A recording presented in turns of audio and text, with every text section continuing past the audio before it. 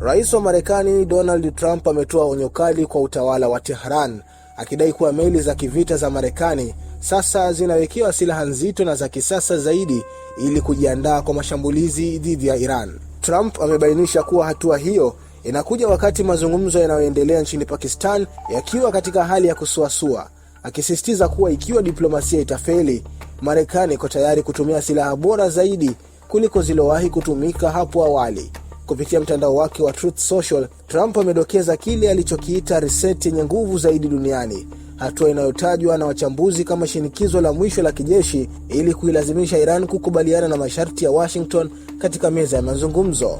Wakati huo huo, kiongozi wa Israel Benjamin Netanyahu anaripotiwa kulazimika kubadili msimamo wake baada ya mazungumzo ya simu yenye mvutano mkubwa na Rais Donald Trump.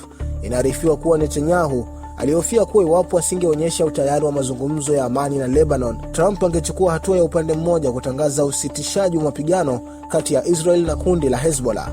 Hali hii inakuja baada ya Israel kufanya mashambulizi makali nchini Lebanon yaliyosababisha vifo vya zaidi ya watu 300, jambo ambalo lilizua wasiwasi kwa utawala wa Washington.